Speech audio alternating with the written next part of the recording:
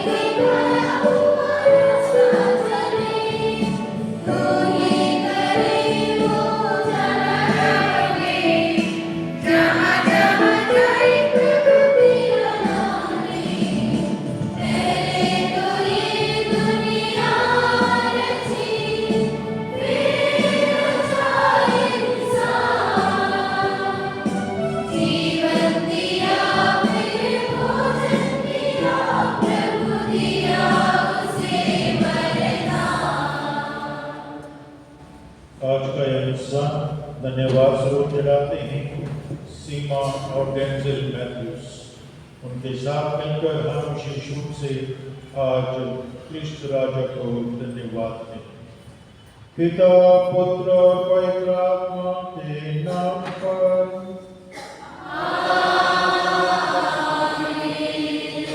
हमारे प्रभु यीशु क्रिस्त की कृपा, ईश्वर का प्रेम तथा पवित्र आत्मा का साहचर्य आप सबों को प्राप्त हो।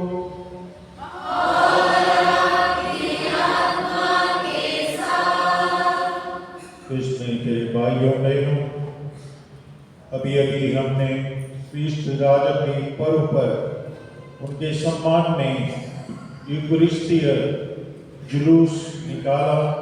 बड़े भक्ति भाव से हमने उसमें भाग लिया और आज हम उनके नाम में हमारे पल्ली का पर्व मनाते हैं। इस समारोह में आप सबका स्वागत है।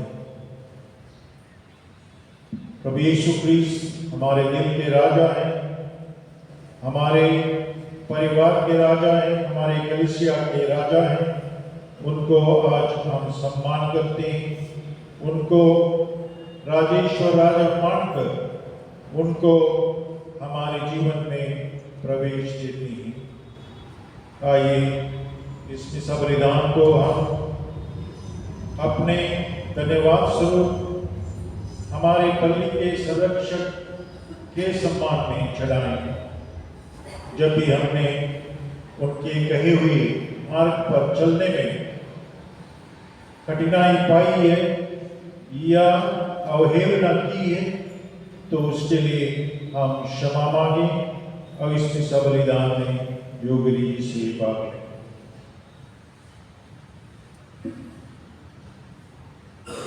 हम सब मिलकर बोले,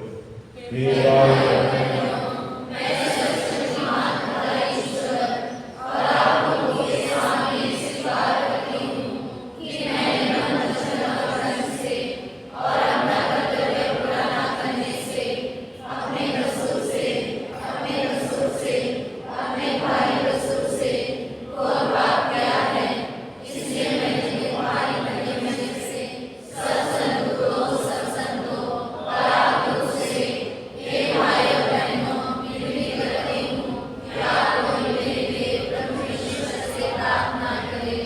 सर्वशक्तिमान ईश्वर हम पर दया करें और हमारे पाप क्षमा कर हमको अनंत जीवन प्रदान करें।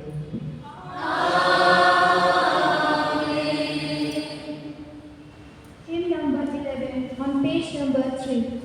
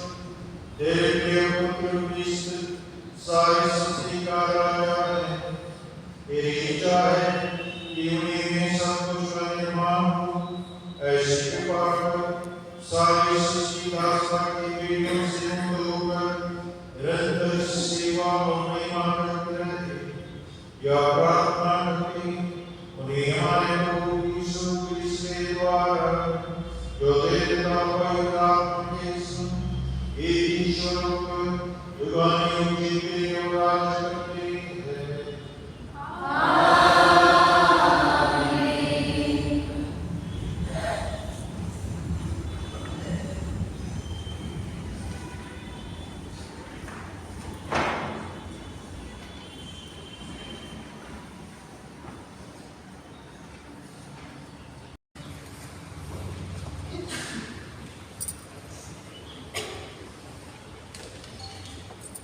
वर्ष का 34वां इतवार, क्रिस्त राजा का पर्व। पहला पाठ। नबी दानियल के ग्रंथ में एक दृश्य प्रस्तुत किया गया है, जिसमें एक रहस्यमय मानव पुत्र की चर्चा है। उस दृश्य में उसे समस्त पृथ्वी का राजत्व तथा अनंत प्रभुत्व दिया जाता है। वह रहस्यमय मानव पुत्र हमारे प्रभु यीशु मसीह हैं। उन्होंने स्वयं नबी दानियल के इस प्रसंग को संगीत किया है। नबी दानियल का ग्रंथ अध्याय 7 पद संख्या 13 से 14। मैं रात का दृश्य देख रहा था और देखो, आकाश के बादलों पर मानव पुत्र जैसा कोई आया। वह वयोवृद्ध के यहाँ पहुँचा और उसके सामने लाया गया। उसे प्रभुत्व, सम्मान तथा राजत्व दिया गया। सभी देश, राष्ट्र और भिन्न भिन्न भाषा भाषी उसकी सेवा करेंगे। उसका प्रभुत्व अनंत है, वह सदा ही बना रहेगा। उसके राज का कभी विनाश नहीं होगा। यह प्रभु की वाणी है।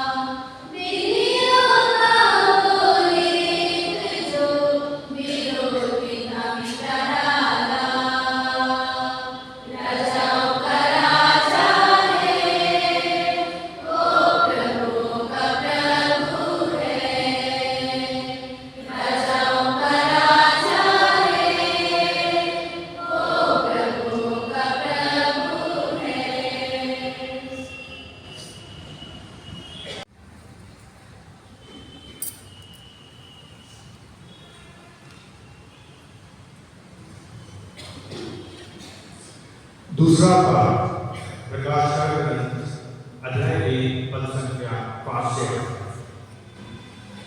प्रभु यीशु मसीह आप लोगों को कृपा और शांति प्रदान करे। वह विश्वसनीय साक्षी, पुनर्जीवित मृतकों में से पहला उठे और पृथ्वी के राजाओं के अधिराज हैं। हम वह हमको प्यार करते हैं। उन्होंने अपने रक्त से हमें पापों से मुक्त किया है और अपने ईश्वर और पिता के लिए हमें याजकों का राजवंश बना दिया है। उनकी महिमा और सामर्थ्य अनंत काल तक बना रहे। आमीन। देखो वही बादलों पर आने वाले हैं, सब लोग उन्हें देखेंगे, जिन्होंने उनको छेड़ा है वे भी उन्हें देखेंगे, और पृथ्वी के सभी राष्ट्र उन पर विलाप करेंगे, यह निश्चित है। आमीन। जो है, जो था और जो आने वाला है, वही सर्वशक्तिमान परमेश्वर कहता है, अल्फा और ओमेगा, मैं। यह प्रभु की वाणी है।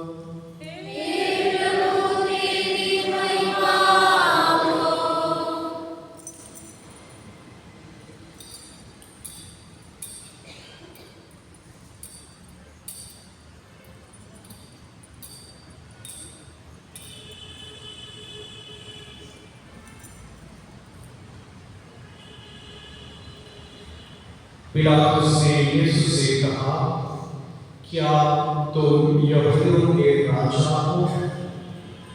यीशु ने उत्तर दिया, क्या आप यह अपनी ओर से कहते हैं या दूसरों ने आपसे मेरे विषय में यह कहा है? पिलातुस ने कहा, क्या मैं यहूदी हूँ? तुम्हारे ही लोगों ने और महायाजकों ने तुम्हें मेरे हवाले कर दिया है, तुमने क्या किया है? यीशु ने उत्तर दिया, मेरा राज्य इस संसार का नहीं है। यदि मेरा राज्य इस संसार का होता तो मेरे अनुयायी लड़ते और मैं यहूदियों के हवाले नहीं किया चाहता, परंतु मेरा राज्य यहाँ का नहीं है। इस पर पिलातुस ने उनसे कहा, तो तुम राजा हो? यीशु ने उत्तर दिया, आप ठीक कहते हैं, मैं राजा हूँ। मैं इससे जन्मा और इस संसार में आया हूँ कि सत्य के विषय में साक्ष्य दूं। जो सत्य के पक्ष में है वह मेरी सुनता है। प्रभु का सुसमाचार।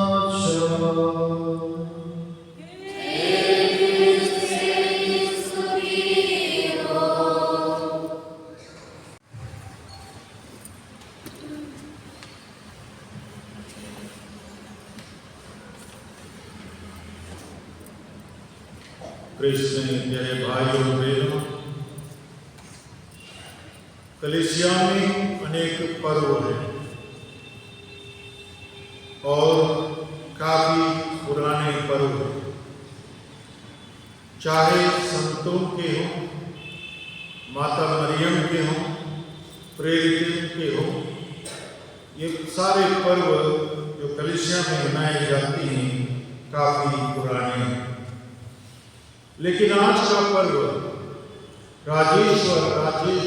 राजा का पर्व उतना पुराना नहीं है।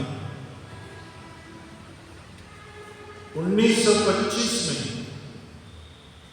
इस पर्व को पापा पियूस 11वें ने शुरू किया और आज हम जानते हैं 1924 कितने साल हो गए?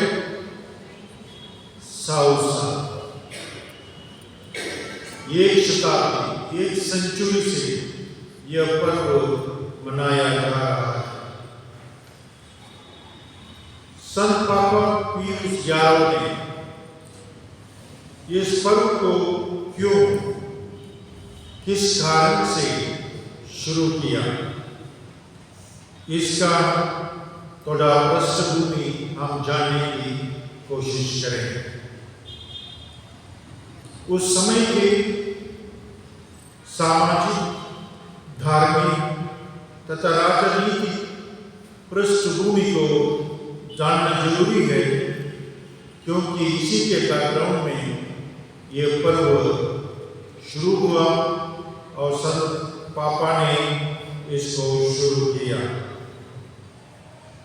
1914 से 1918 तक प्रथम विश्व युद्ध हुआ, फर्स्ट वर्ल्ड वॉर, और उस दौरान सारे स्ट्रक्चर्स जो चर्च के थे, राजनीतिक थे या सामाजिक थे, सब ढह गए। अनेक लोग, लाखों लोग मर गए। जो बड़े बड़े एम्पायर थे, साम्राज्य थे, वो टूट गए और छोटे छोटे स्टेट्स में, राज्यों में बंट गए। 1917 से 1923 तक क्रांतियां हुई, रेवोल्यूशंस, अनेक क्रांतियां, बदलाव के लिए, सामाजिक क्रांति, राजनीतिक क्रांति। अनेक जो बड़े बड़े साम्राज्य थे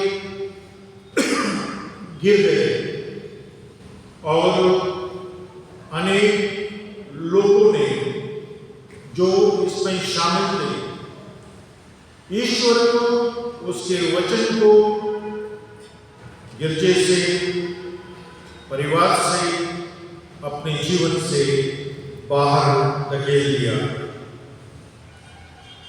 1918 से 1920 तक स्पेन फ्लू, स्वाइन फ्लू नहीं, स्पेन फ्लू हुई।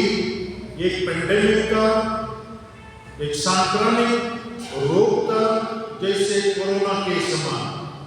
हम जानते हैं कोरोना के समान उस समय क्या हुआ, संसार भर में अनेक लोग, लाखों लोग मर गए। वैसे ही स्पेन फ्लू में अनेक लाखों लोग मर गए। उसके बाद 1917 में प्रोटेस्टेंट मूवमेंट जो था, प्रोटेस्टेंट रिफॉर्मेशन था, जो 1517 में शुरू हुआ था। 1917 में उन्होंने 400 साल पूर्ण किए और उसकी एनिवर्सरी मनाई। और जानते हैं उन्होंने कैथोलिक गिरजाओं से, कैथोलिक परिवारों से बाइबल के अलावा सब कुछ बाहर फेंक दिया। धार्मिकता बहुत कम हो गई थी और प्रोटेस्टेंट लोग, खास करके यूनाइटेड किंगडम में, इंग्लैंड में, उनकी संख्या बढ़ गई थी और सेकुलरिज्म ने प्रवेश किया। सेकुलरिज्म मतलब धर्म निरपेक्षता, और इसमें धर्म की कोई जगह नहीं है। हर लेवल पे, हर क्षेत्र में उन्होंने धर्म और धार्मिकता को बाहर रखा, चाहे सामाजिक कार्यों में हो, राजनीतिक कार्यों में हो या अन्य क्षेत्रों में। उन्होंने धर्म को बाहर रखा, सेकुलरिज्म का बोलबाला था। और उसके बाद बड़े नाम सम्राट के रूप में उभर आते हैं। वो कौन है? मुसोलिनी, लेनिन और हिटलर। इन लोगों को धर्म से कोई मतलब नहीं था। धर्म को उन्होंने, धर्म का मतलब था उस समय क्रिश्चियनिटी, ईसाई धर्म, और कोई धर्म नहीं। तो धर्म को उन्होंने बाहर फेंक दिया और इस तरह से पूरे संसार में अराजकता फैल गई, अन्याय हुआ, अशांति हुई और लोगों के मन में, दिल में, घर में केवल सेकुलरिज्म था। और इस परिस्थिति में, इस बैकग्राउंड में संत पापा पियूस 11वें का नियुक्ति होती है 1922 में। और इस परिस्थितियों में जब वो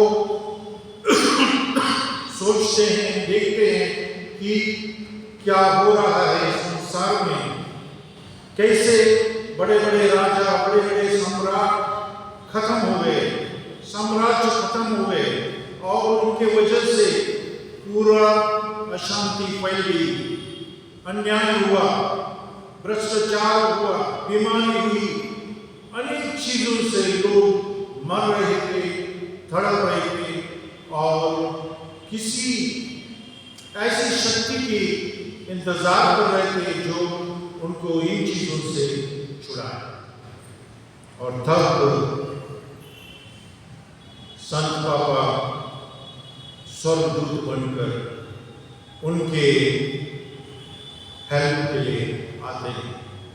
वो एक प्रपत्र लिखते हैं, एनसाइक्लिकल लिखते हैं और उस एनसाइक्लिकल में, प्रपत्र में वो कहते हैं कि जब तक आप सच्चे राजा को, जो शांति का राजा है, जिसका राज कभी खत्म नहीं होता है, उसको अपने जीवन में प्रवेश नहीं देंगे, उसको स्थान नहीं देंगे, तब तक शांति नहीं मिलेगी।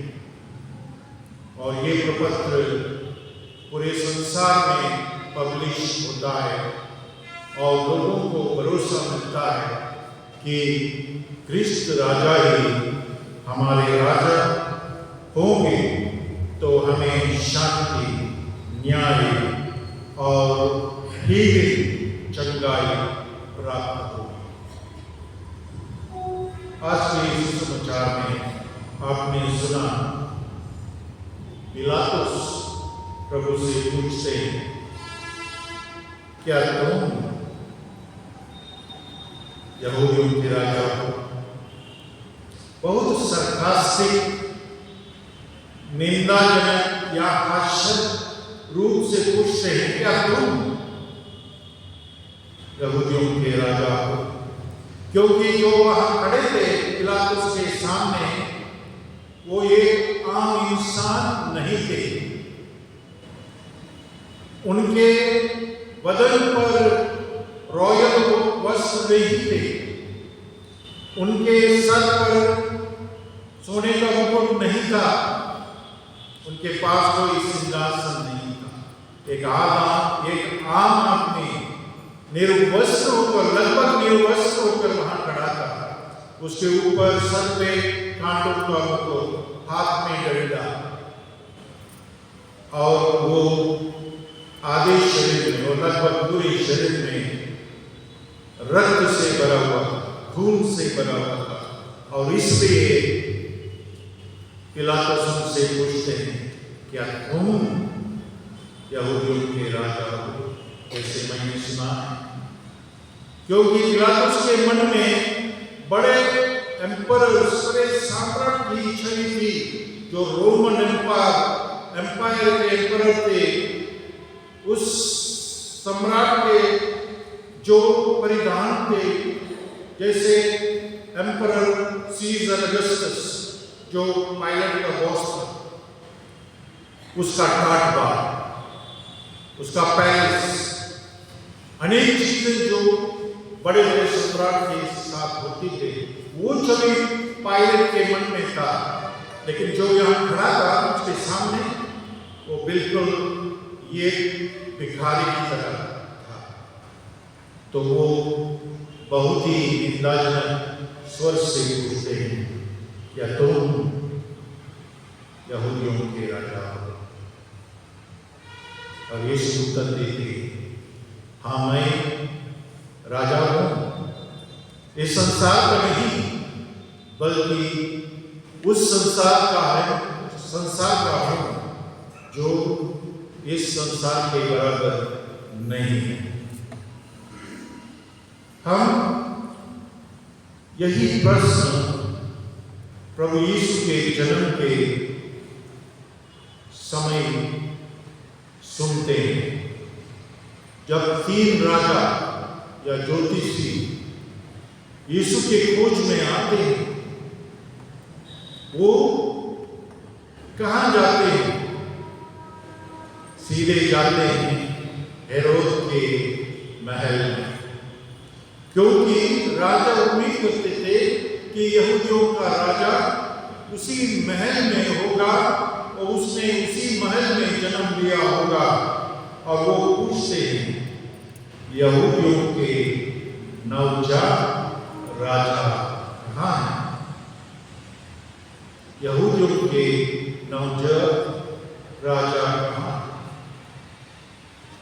वो उनको धन्यवाद करने आए थे, वो उनको सम्मान करने आए थे, अपने सुंदर और मूल्यवान गिफ्ट देकर उनको सम्मान करना चाहते थे।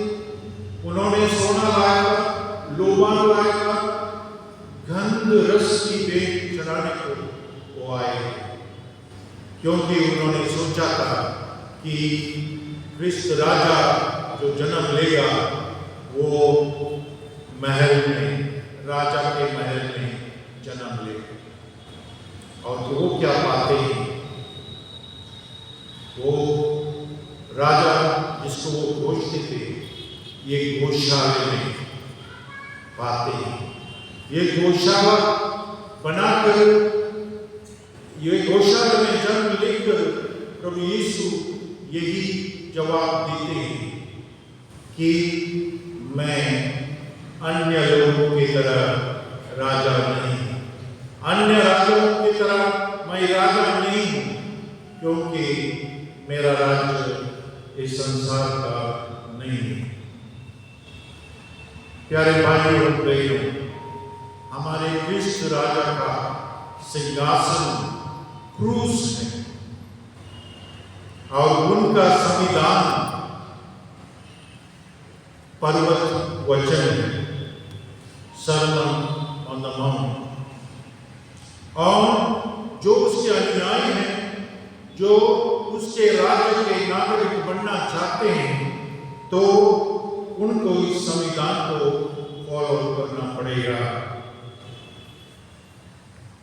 वो जो नागरिक बनना चाहते हैं, उनको विनम्र होना पड़ेगा, हृदय से शुद्ध होना पड़ेगा, दया और शांति स्थापित करने वाले होने चाहिए। वे धार्मिकता के भूखे और प्यासे और अपने राजा के लिए सताए जाने और अपमानित होने के लिए भी तैयार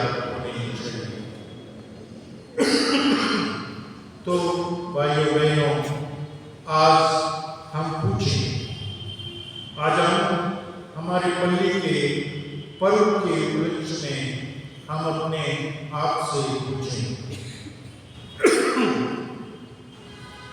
क्या क्रिस्त राजा हमारे पारिवारिक जीवन में है? क्या क्रिस्त राजा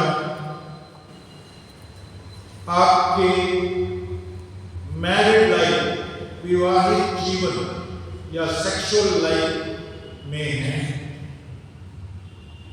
क्या क्रिस्त राजा आपके प्रोफेशनल लाइफ में है? क्या क्रिस्त राजा आपके स्टूडेंट लाइफ में है? अगर आप सब कुछ कर रहे हैं क्रिस्त राजा के अलावा, उसको एक कोने में रखकर बाकी सब काम आप अपने आप में कर रहे हैं, तो आपने क्रिस्त राजा को उन लोगों की तरह, पुराने लोगों की तरह अपने जीवन से, अपने परिवार से, अपने प्रोफेशन से, अपने स्टूडेंट लाइफ से बाहर धकेल दिया है। और इसलिए अशांति, और इसलिए अन्याय, इसलिए लड़ाई झगड़ा, इसलिए लोग ऐसे जीते हैं कि धर्म का कोई मतलब नहीं है। धार्मिकता को बिल्कुल खिड़की से बाहर फेंक दिया है, और इसका असर पूरे कलीसिया में होगा, असर पैरिश में होगा। इसलिए आज हम फिर से क्रिस्त राजा को सम्मान करते हैं। क्या हम क्रिस्त राजा को अपने पास बिठा सकते हैं, अपने परिवार में स्थापित कर सकते हैं, अपने जीवन में, स्टूडेंट्स लाइफ में या प्रोफेशनल लाइफ में उसको ला सकते हैं? अगर नहीं किया है तो अभी करने का समय है। इसलिए हम आज प्रार्थना करें कि जो बुराइयां, जो सेकुलरिज्म फैला हुआ है, जो हमारे कलीसिया में भी आ चुका है, उसको बाहर निकालने के लिए हमें क्रिस्त राजा को प्रवेश देना और उनको स्थापित करना आवश्यक है। इसी मतलब के लिए आज हम विशेष रूप से प्रार्थना करें।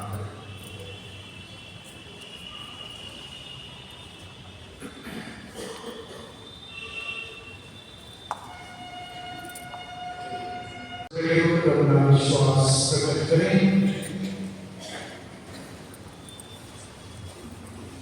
मैं सब और पृथ्वी के सृष्टिकर्ता, सर्वशक्तिमान पिता ईश्वर और सेवावे हमारे प्रभु यीशु क्रिस्त में विश्वास करता हूँ, जो परमात्मा के द्वारा जगत में आया, पानी से जन्मा,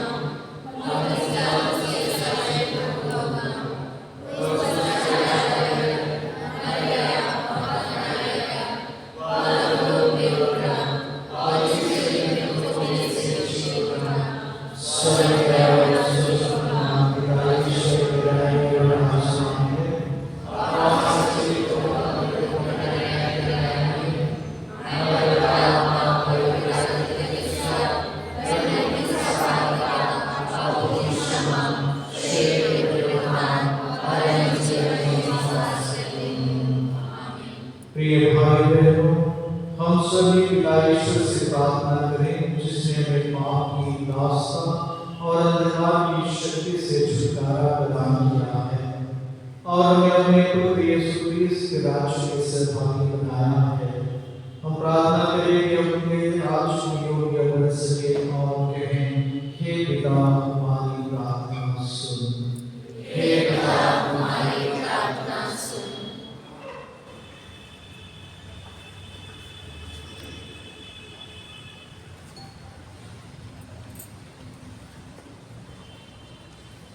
हमारे पिता, धर्माध्यक्ष, याजक और कलीसिया का नेतृत्व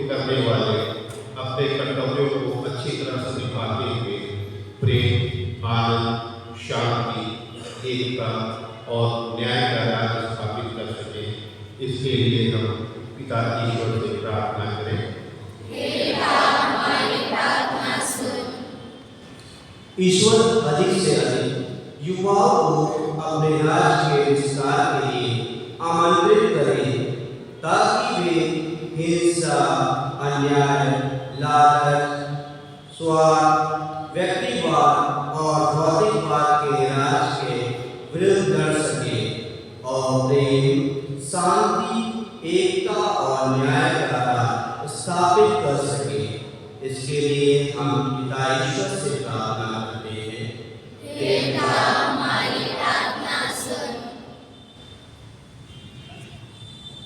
जो लोग राजा यीशु क्रिस्त में विश्वास करने के कारण दुख सहते हैं, उन्हें ईश्वर ऐसी कृपा दे कि वे हर तरह के मानसिक संताप को सहन कर सकें और आने वाले सुख देव की आशा से उन्हें भर दे।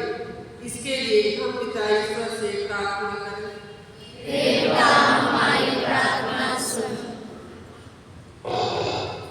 जो लोग देश में हिंसा, अन्याय और आतंकवाद को बढ़ावा दे रहे हैं, ईश्वर उन्हें सद्बुद्धि दे, ताकि उनका हृदय और मन परिवर्तित हो जाए और वे अच्छाई को बढ़ावा दे सकें। इसके लिए हम पिता ईश्वर से प्रार्थना करें।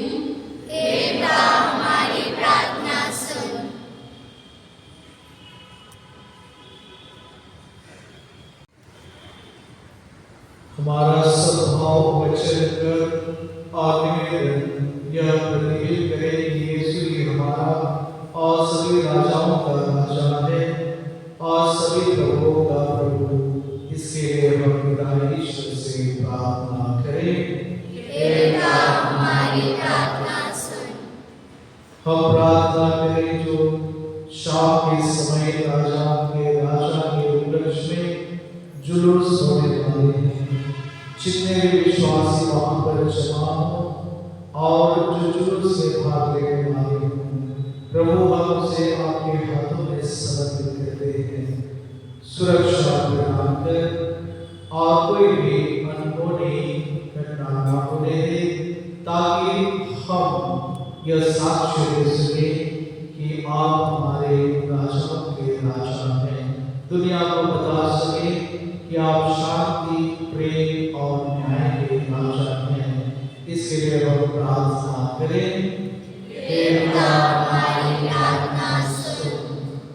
हम अपने निजी आवश्यकताओं को प्रभु के पास सुनाएं।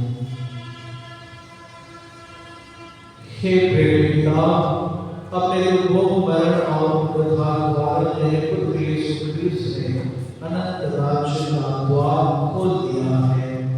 हमें इस राज्य में प्रवेश पाने में मदद कर, हमें इस राज्य में नागरिक बनने के योग्य बना और इस राज्य के लिए कार्य करने की तमन्ना हमारे दिल में जागृत कर।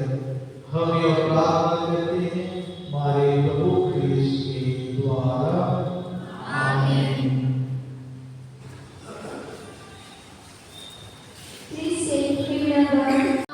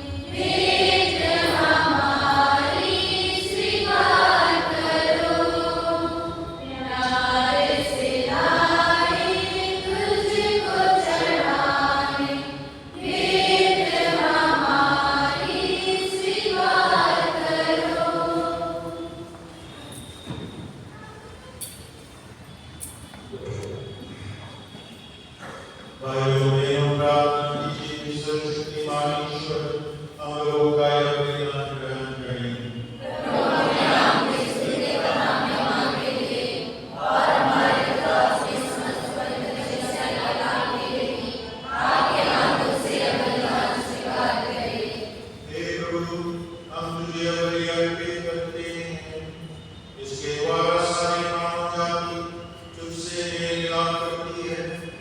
हमारी भी प्रार्थना है कि तेरे पुत्र यीशु मसीह सब राष्ट्रों को एकता और शांति का वरदान दे। वह युगानुयुग जीते और राज करते हैं। प्रभु आप लोगों के साथ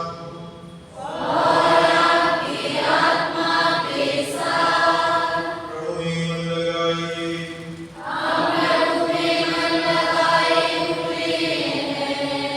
हम अपने प्रभु ईश्वर को धन्यवाद दें।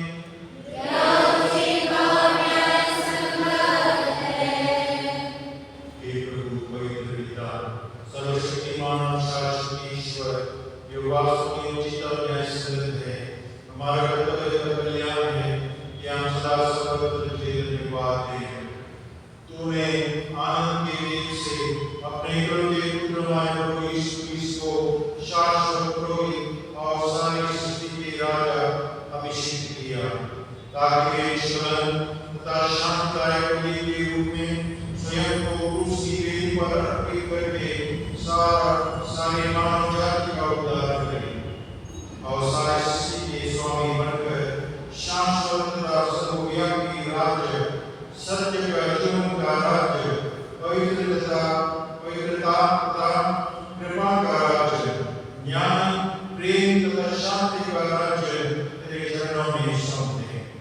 इसलिए दूतों और नवदूतों, सिंहासन और साम्राज्य, स्वर्गीय सेनाओं और शक्तियों के साथ मिलकर हम अनंत काल तक तेरा महिमा गान करते हैं।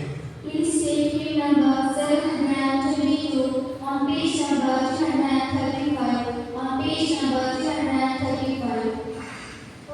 Hosanna, Hosanna, Hosanna, Hosanna.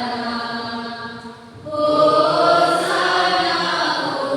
Hosanna, Hosanna, Hosanna. Pavitra,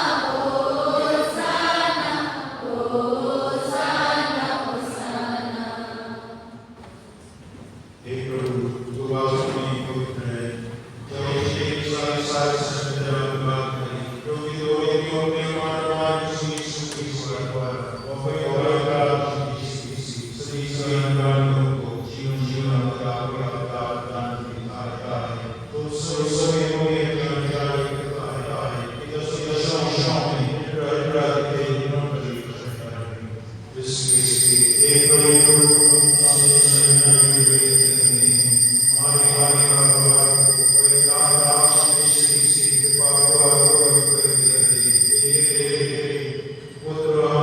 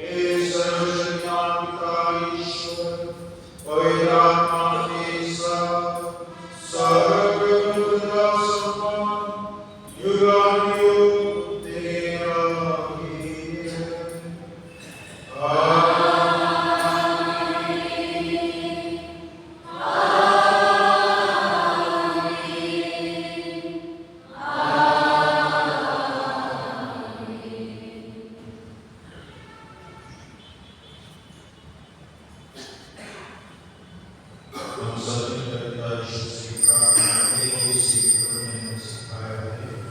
हे हमारे पिता,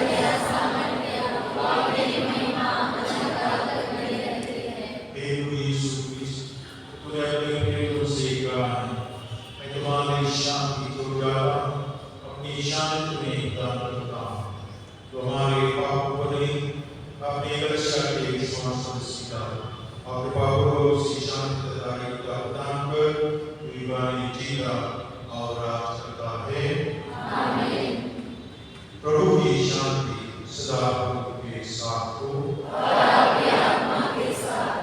परमेश्वर शांति की बात करे।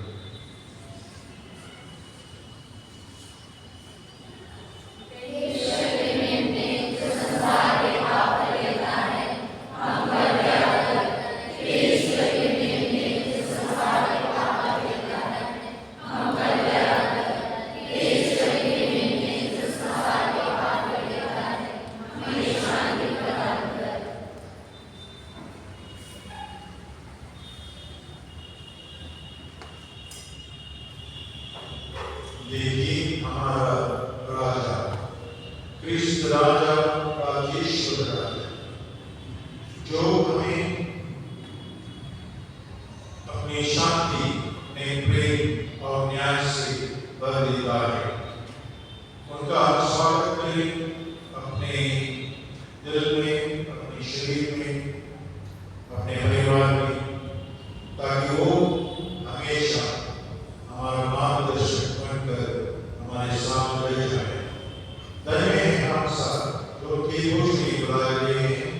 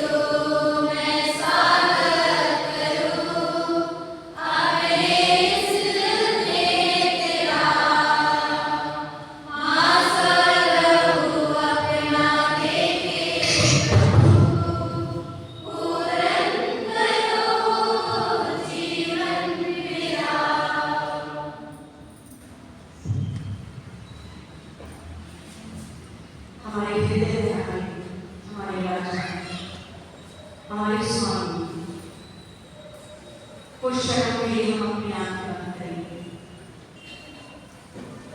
अपनी आत्मा आपकी आंखों को खोलिए।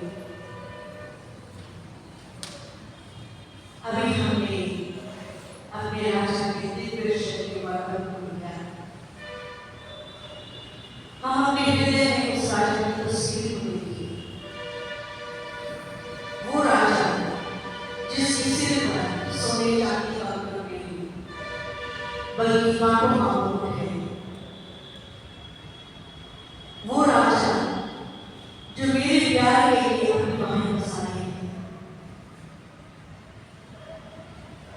वो राजा जो मेरे पाप के लिए उस काट के क्रूस पर ठोका गया। वो राजा जिसके जन्म के लिए कहीं कोई स्थान न रखा, एक गौशाला में। वो राजा जिसके लिए कोई भी सोने चांदी का पालन नहीं था, एक चरनी में, जिस चरनी में गाय बैल भैंस चारा खाती। हम उस राजा की प्रेम को देखें। क्या मैं भी अपने उस राजा को इतना प्यार कर पाया करती? यदि आज तक मैंने उसके प्रेम को नहीं जाना है, तो आज ही इस समय मैं अपने उस राजा के प्रेम को जानूं।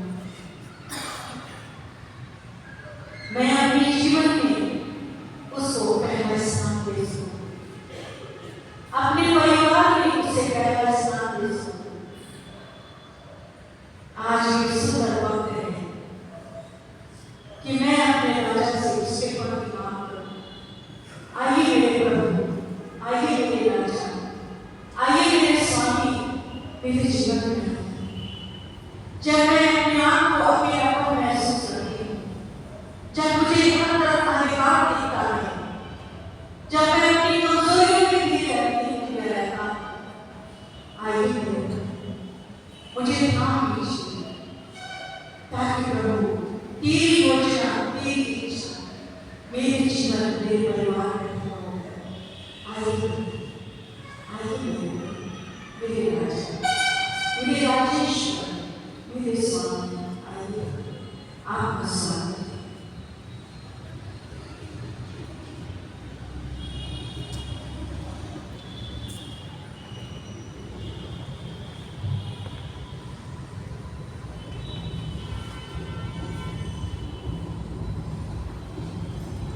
हम प्रार्थना करें।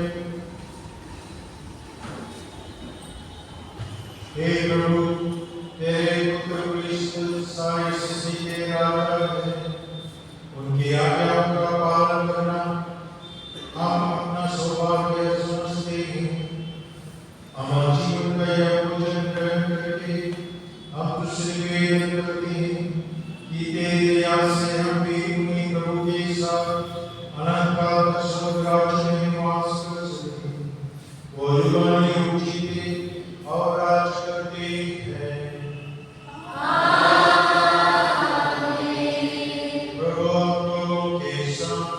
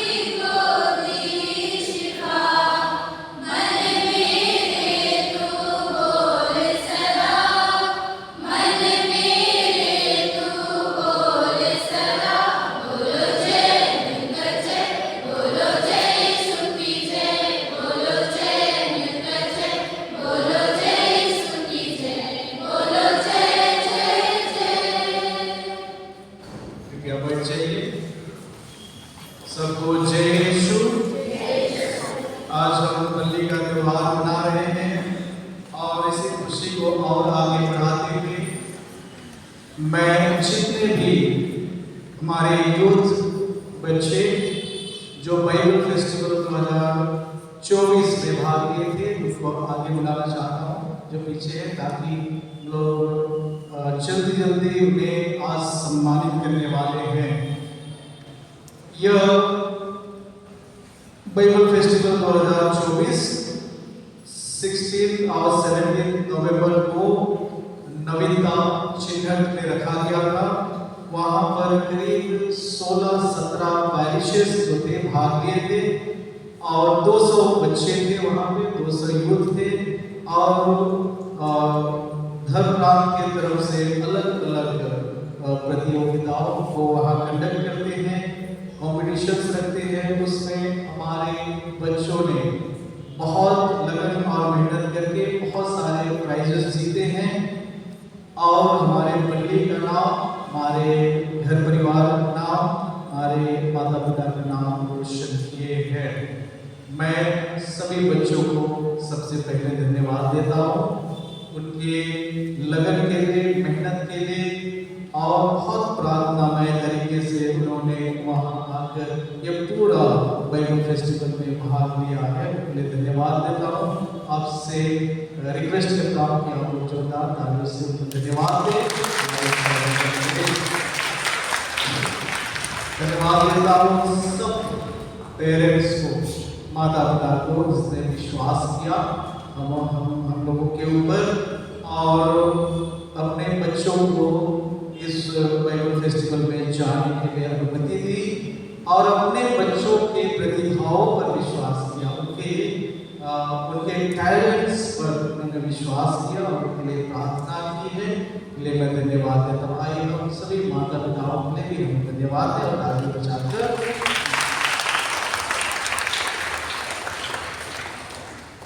सबसे पहले सेल्स फैशन शो रखा गया था। उसमें 2 पार्टिसिपेंट्स को भाग लेना था। हमारे पल्ली ने इसमें सेकंड प्राइज हासिल की है, सेल्स फैशन शो। तो अभिलाषा साजी और सिपाही मैं पल्ली को अनुरोध करता हूँ आगे आकर में सम्मानित करें।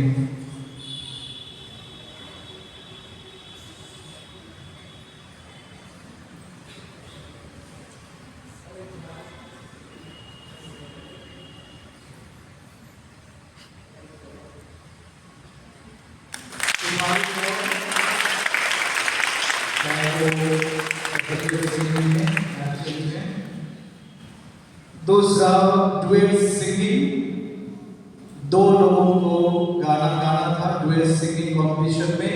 हमारे पल्ली ने सेकंड प्राइज हासिल किए हैं, इनोसेंट मराठी और शुभीर साची।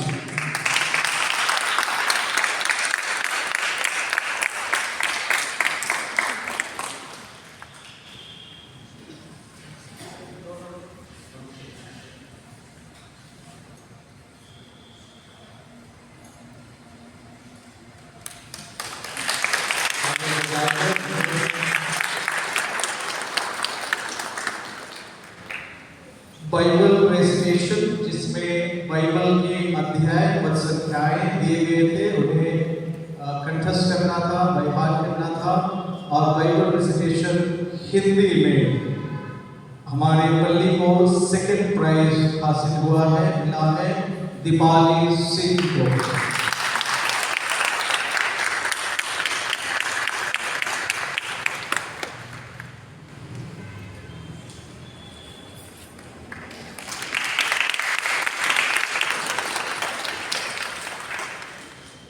और आगे का कंपटीशन था बाइबल क्विज, जिसमें 4 लोगों को भाग लेना था। हमारे पल्ली ने इसमें 3rd प्राइज पाए हैं बाइबल क्विज में। शुभीर साजी, अभिलाषा साजी, दीपाली सिंह और अयान खेरोबेल।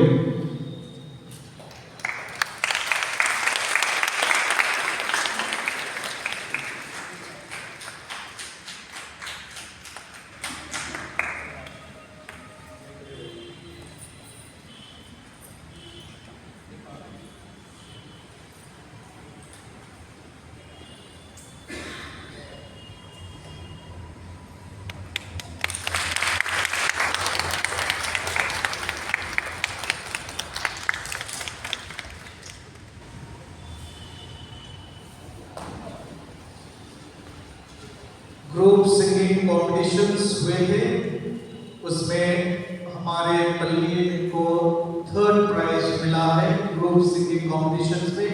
मैं नाम करूँगा, सब लोग आए आगे। इनोसेंट मराठी, अभिलाषा Saji, Shubhi Shaji, Stuti Kisku, Deepali Singh, Shayan Benedict, Joel Benedict, Rahul Kisku, Sharan Gangwar, Angel Masih, Johnson, Ryan Caroline और मैगडलिन मॉरिस। मैगडलिन मॉरिस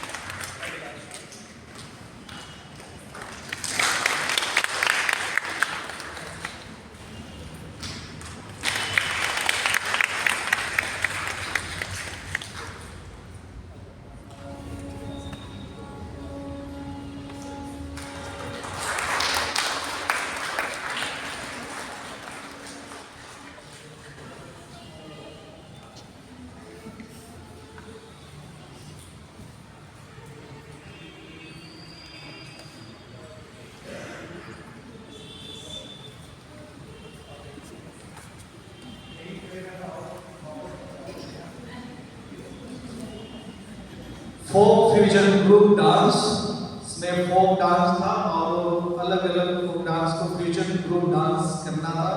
उसमें हमारे पल्ली को फर्स्ट प्राइज मिला।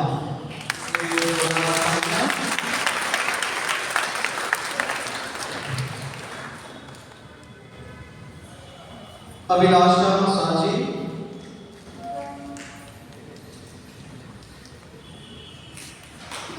Shubhi, Shifali Noor, Joel Benedict, Innocent Marathi, Rahul Kisku,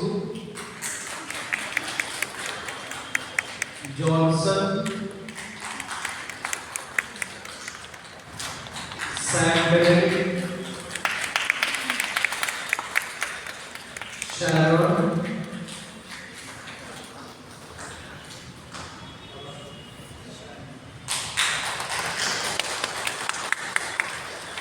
angel,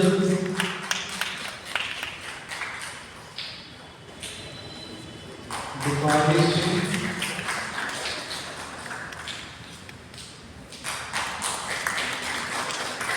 Ryan, Magdalene Morris.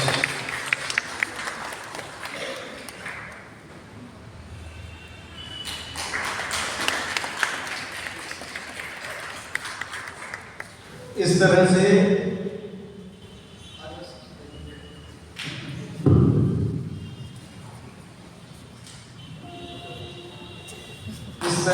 हमारे पल्ली सबसे ज्यादा जीतने वाला पल्ली हुआ।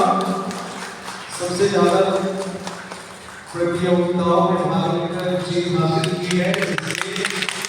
बाइबल फेस्टिवल 2024 के चैंपियनशिप से बाइबल फेस्टिवल 2024 के चैंपियनशिप होली रिलीवर चर्च को मिला है। इसलिए मैं सबसे निवेदन करता हूँ कि आगे आए।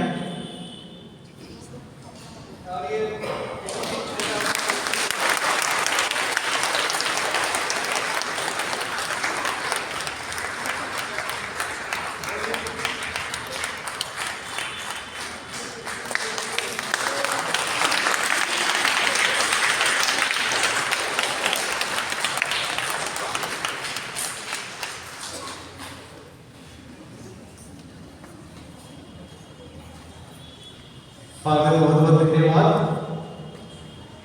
सभी बच्चों को सम्मानित करने के लिए और सभी पार्टिसिपेंट्स को ढेर सारी शुभकामनाएं, कॉन्ग्रेचुलेशंस और धन्यवाद आप सबको। आप सबके प्रार्थना और आप सबके प्रयत्न से हमारे बच्चे और आगे बढ़े और आगे कॉम्पिटिशन्स में भाग लें और साथ ही साथ पैरिश की जो भी एक्टिविटीज है उसमें और सक्रिय रूप से भाग ले सके। आप सबको धन्यवाद। God bless you. और सभी लोग अभी रिफ्रेशमेंट के लिए आगे वाले दरवाजे से जाएंगे और रिफ्रेशमेंट ग्रहण करेंगे। सबको धन्यवाद।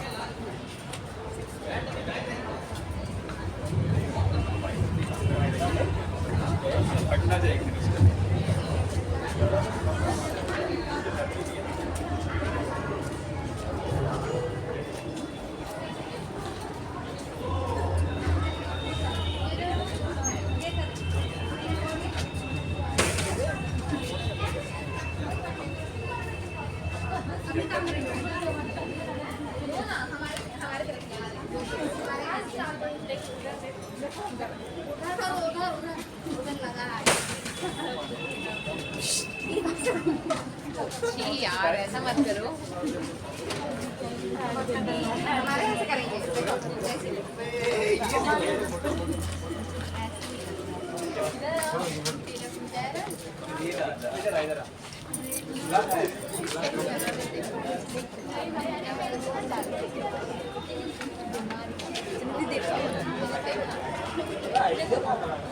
सर में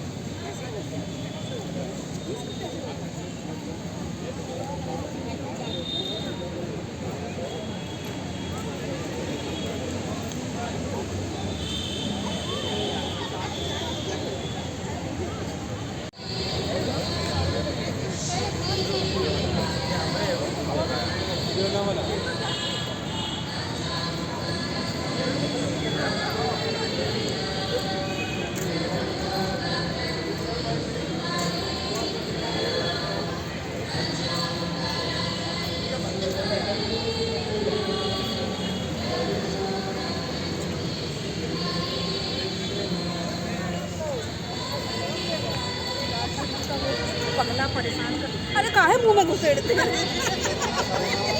यूट्यूब में आ जाएगा जो बोल रही है।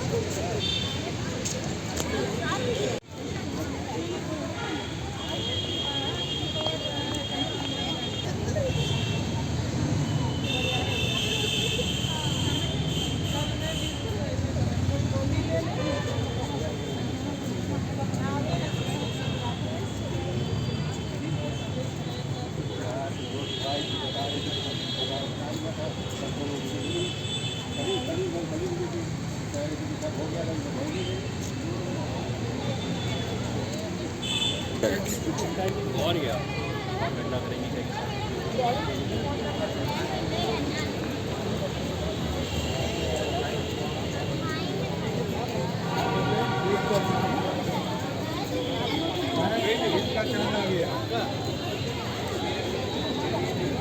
हाँ पापा का है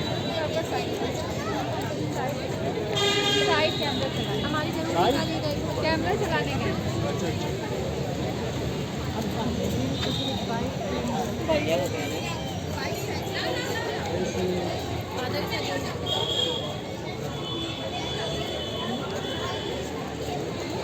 On the choir now. Begin now.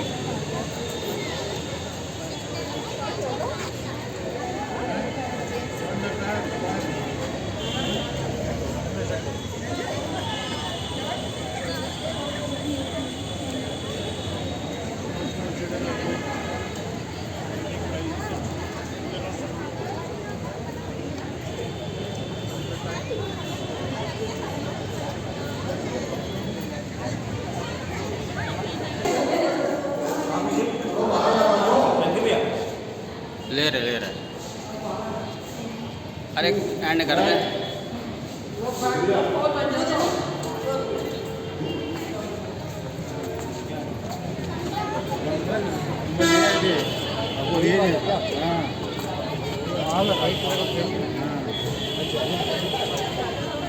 लेने आ जाते हैं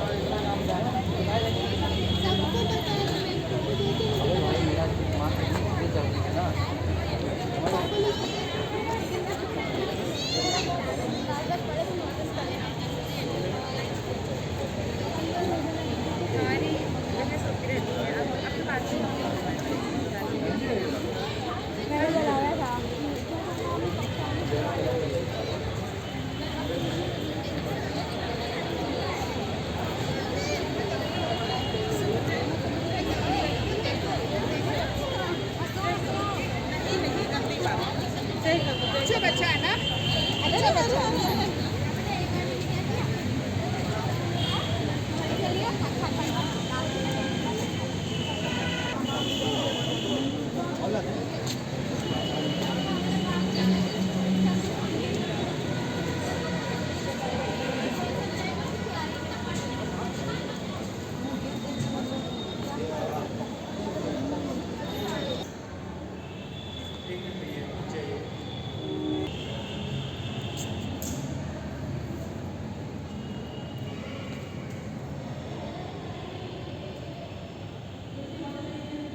चला गया।